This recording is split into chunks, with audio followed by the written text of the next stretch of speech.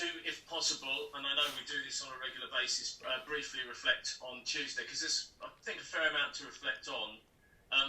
Conversations been had, with fans and us driving back, that MK Dons maybe could have gone for it a little bit more. Is that a fair assessment? Once they went a goal up, could they have maybe used attack as a better form of defence? Yeah, I think I alluded to that a little bit after the game, right? I think, but it's also, I think the biggest thing is when we have to look at it is the group are going through so many new experiences in terms of, that balance of the style that we want to play plus winning football matches, which is obviously important as well. So there's always that element of, going through certain experiences to actually find out how you manage them situations better. And I think, look, I said it afterwards, and that's I think it's really important to reiterate.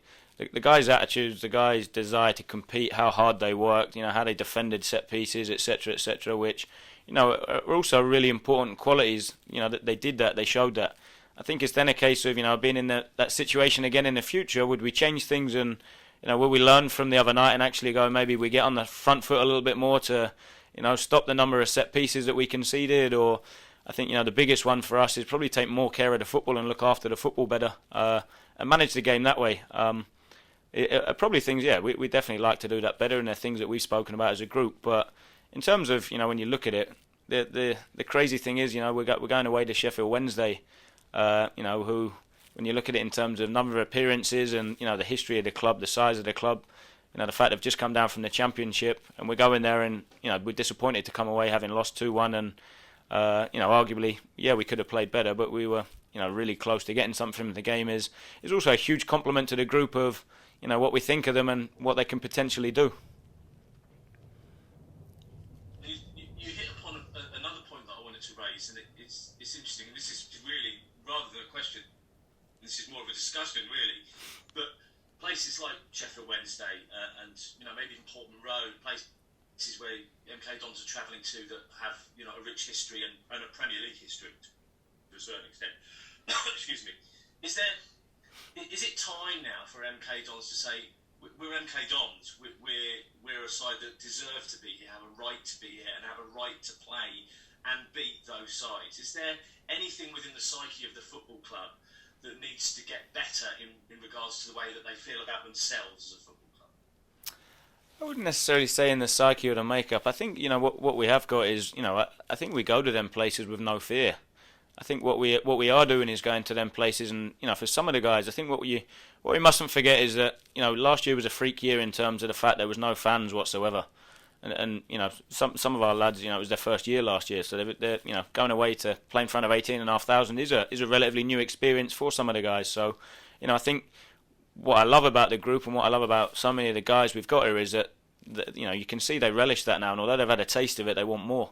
And I think that's what we need to make sure that we do is, when we go away to them, really relish the challenge of going, look, we're going to be better than you. We're going to outplay you. We're going to dominate the ball, and we're going to show you what we can do. And I think the group have shown that on numerous occasions this season. It's now around. I think the biggest thing is them, being able to deliver it consistently. Which, that's the challenge with any team that wants to do well. Being able to string performances and results together over a period of time is always the challenge. So that's why I think stressing the importance of the foundations of working and competing and doing that side of it then allows you to show your quality. So I think it's about going away and every single game earning the right to actually being able to go and do that. And I think going into it with a positive mentality, it starts there. How's Max? Max is sore, to be fair. I think it was a bit of a freakish one, to be honest, in terms of the impact he had. So he's still sore. He's struggling a bit, to be totally honest. So we'll see how he how he progresses in the next sort of 24, 48 hours. For football teams up and down the country, there's always away matches. It just seems of late there's been a lot of travelling to do, and you've got to do that again. Yeah, and it's not just us; it's the fans. I think as well that I have to say have been terrific again up there on Tuesday night. Were outstanding. I know it's obviously another long one for them at the weekend. So, I think the players and myself, we have to have that in mind that we're going out to to perform and to play, but it's also people are paying hard-earned money and giving up time to come and watch us. Let's go and put on something that they can be proud of. So it is what it is. It's part of the game. It's part of the league. It's it's intense, it's full on. It's swings and roundabouts. I think from that perspective, whether you do them in a short period of time or not. So we're set. We're ready to go. We've recovered well from Tuesday. The lads were sharp this morning. We'll jump on the bus, have a nice relaxing journey up there, and get ready tomorrow.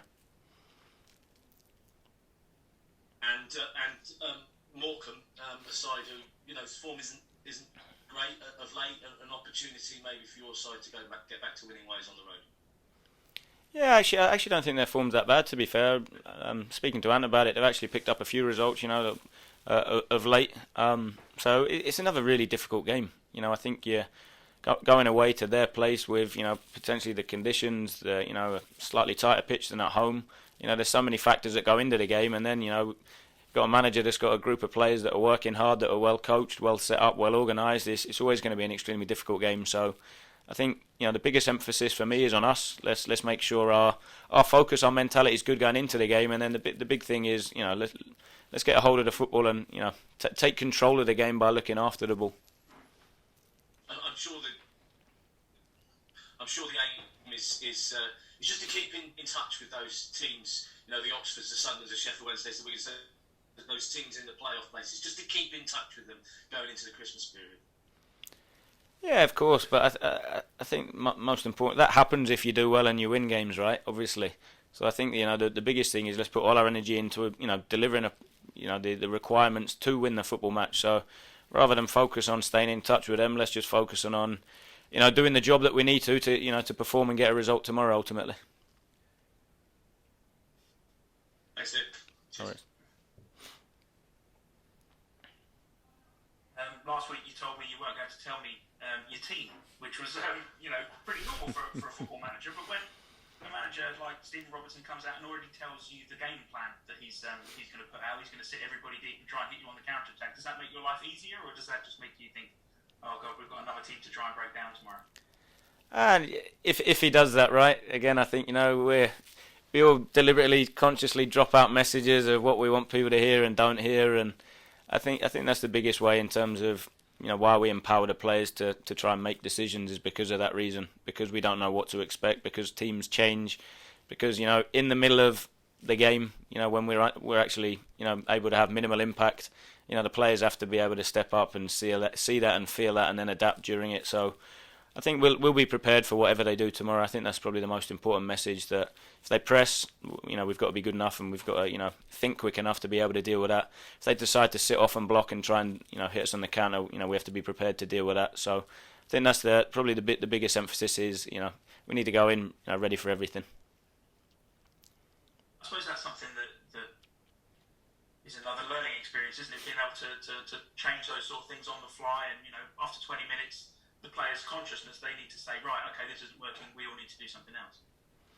Yeah, and it's not easy. That it takes time. I think it's easier to just say you have to do this, you have to do that constantly. But then when the players are in their moments where they have to solve the problem and think, they're not used to it. So again, I think the guys have been great at that. It's not an easy thing to do, but they've really stepped up, relished it, and responded really well. So I think we have the principles, and I think that's the key thing for me, is that we want to dominate the ball. We want to be aggressive with our press, but for short periods we do have to block, or we do have to make good decisions and bypass a press, for example. Then we're able to do that. So I have complete faith and trust and confidence in the guys in the group that there's some really talented players there that they're able to do it. So rather than restrict them, for me it's more about empowering them to make the decisions and and go and impose themselves on the game that way. How's Troy Parrott doing? We know that he's been out with the COVID protocols recently, but what's the latest with him? Is he due back anytime soon? Yeah, there's a possibility. We're obviously following the protocols and making sure that he's looked after and he's in the best spot possible. But we're following that and we'll see what happens.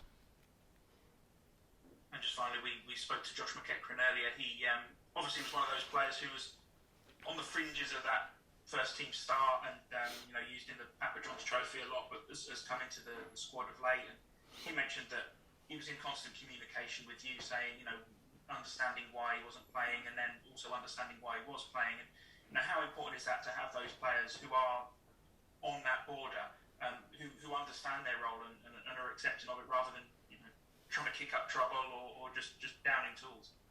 Yeah, I think it's hugely important, and again, I think that's probably the biggest challenge. I think in terms of everybody wants to play, and we can only pick 11 starting players each week, and I think it's on us as staff to communicate that to the players. What they need to do to get better. And I also think that in the game, there's just for me an obligation to the club that you represent and you do your best every single day, and that's what in good times or bad times. For me, if you want to see yourself as a good person, which for me is really important, and I know to the chairman and the people at this football club, it is important that we have good people here. I think that's ultimately the moments when you're tested. So when things aren't going your way, what do you revert to? Are you a good character? Do you work hard? Do you keep your head down and push? And then when you get the opportunity, take it. And Josh is a great example of that. I think he, with a few things out of his control, injuries, illnesses, etc., etc. He had a slower start, obviously, where he was at just physically when we first came in through no fault of his own or anybody's. So he's taken a little bit of time, but he kept his head down, he kept pushing, he kept working. When he stepped in, he's grabbed his opportunity. So I've been real pleased with Josh recently.